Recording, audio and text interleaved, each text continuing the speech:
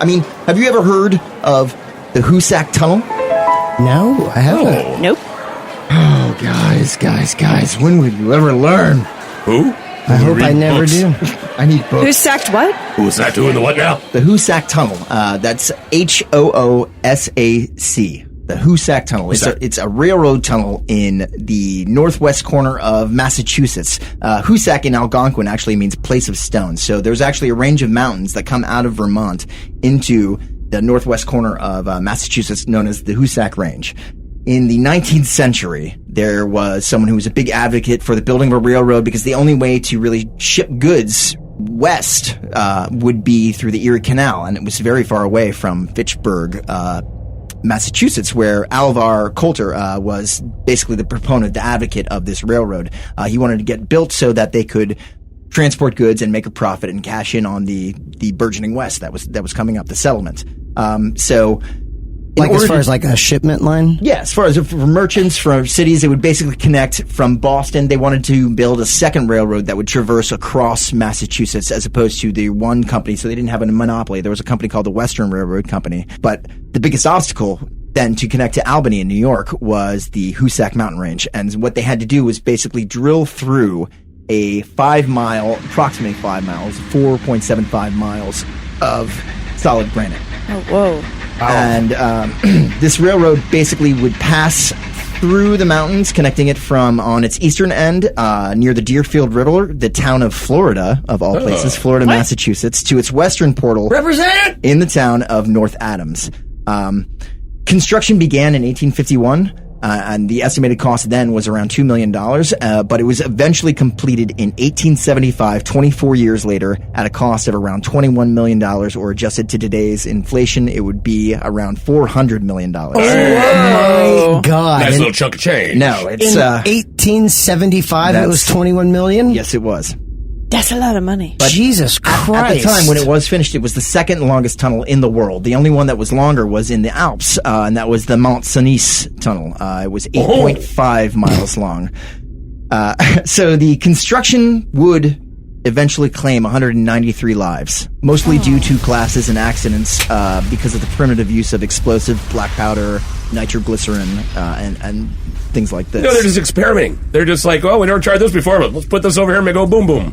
Well, to this day, it is considered one of the biggest paranormal sites in all of Massachusetts, or in the northeast New England area in general. Go on. It's still explored and traversed by people who are ghost hunting. There are still many sightings. I think the most famous one was lastly in 2007.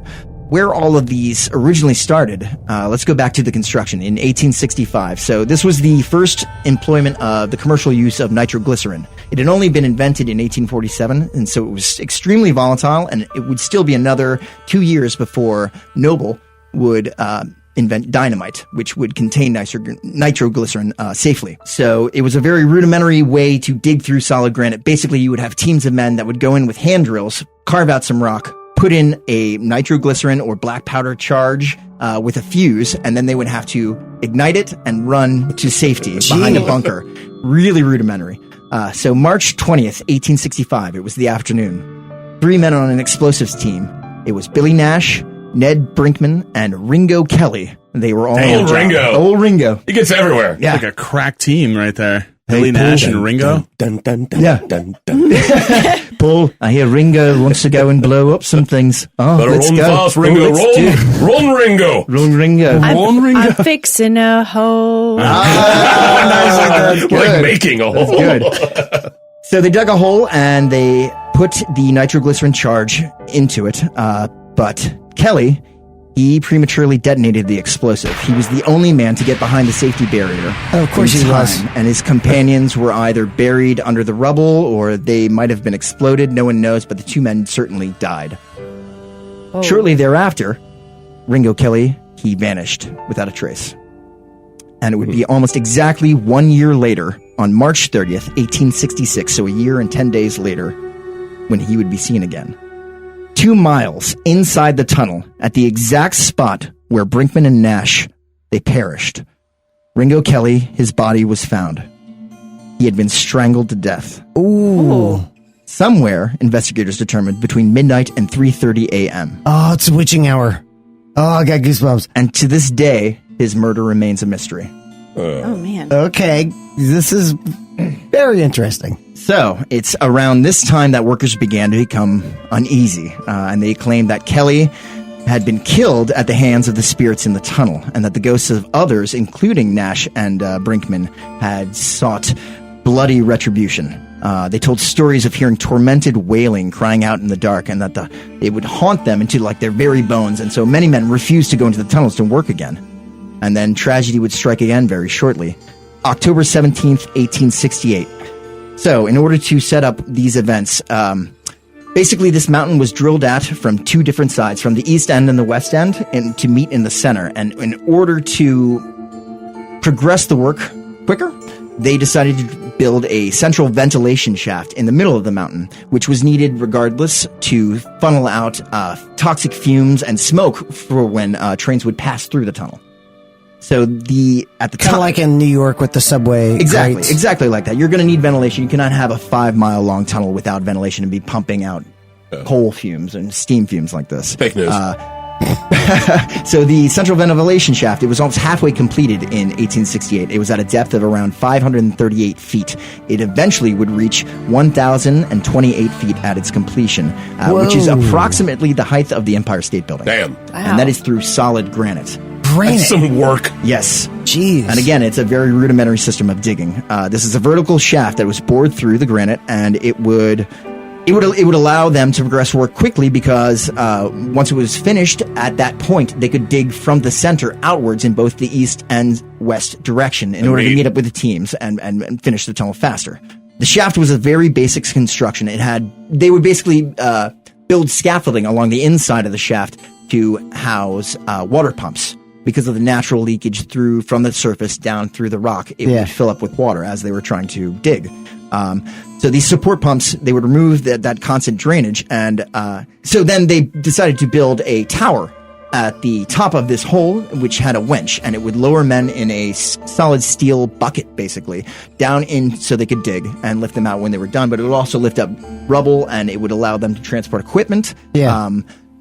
One day, and I'm not kidding at the name of this, they had a lighting system called a gasometer or gasometer, which was basically naphtha, which is a natural gas, naturally occurs.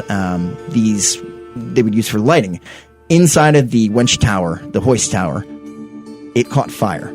Oh my God. So flammable gas filled up the shaft and the tower, and once it ignited, it caused an explosion of all the pump stations, the winch, everything eventually tumbled down into the shaft. So that including over 300 freshly sharpened drill bits.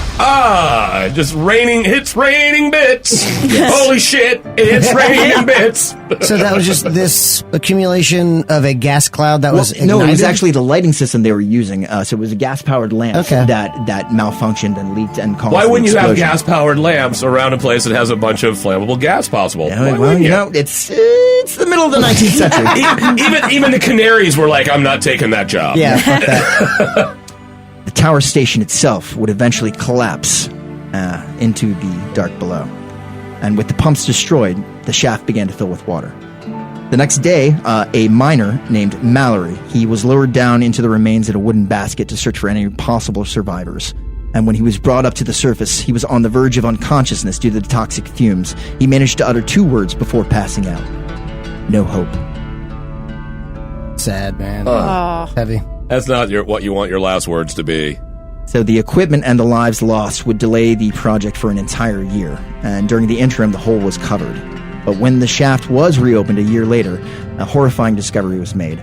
The bodies of several men were found floating on a makeshift raft just below the surface. They had apparently survived the fumes and mustered the strength to build a raft. For like, how long did they live? Man. Probably, I would say at most, maybe a week, 2.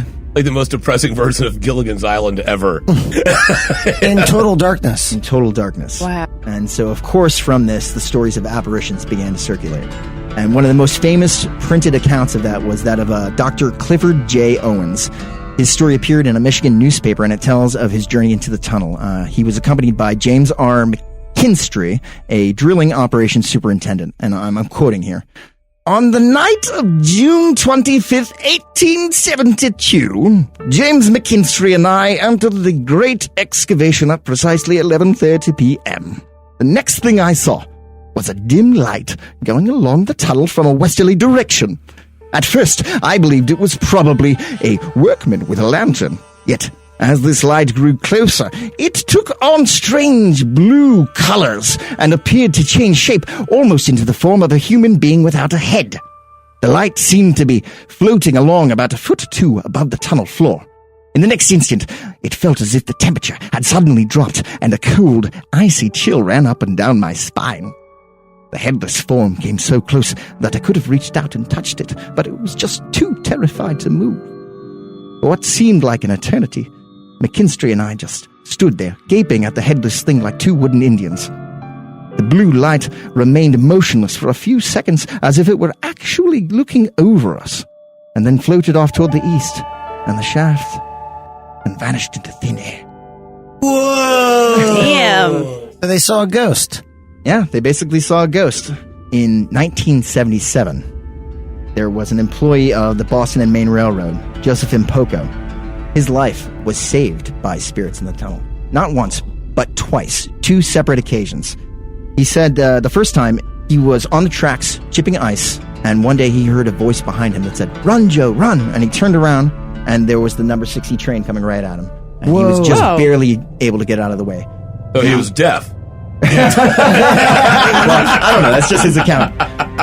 You're in a tunnel and a goddamn mountain. Train's going, oh, here comes that weird rumbling noise that comes here every time. Well, the second instance was 6 weeks later, and he said that he was again on icy tracks trying to chip off the ice with a crowbar, and someone shouted out to him, "Joe, Joe, drop it, Joe!" And he dropped the bar, and as soon as he dropped it, it smashed against the wall and was set off by 11,000 watts on that third rail.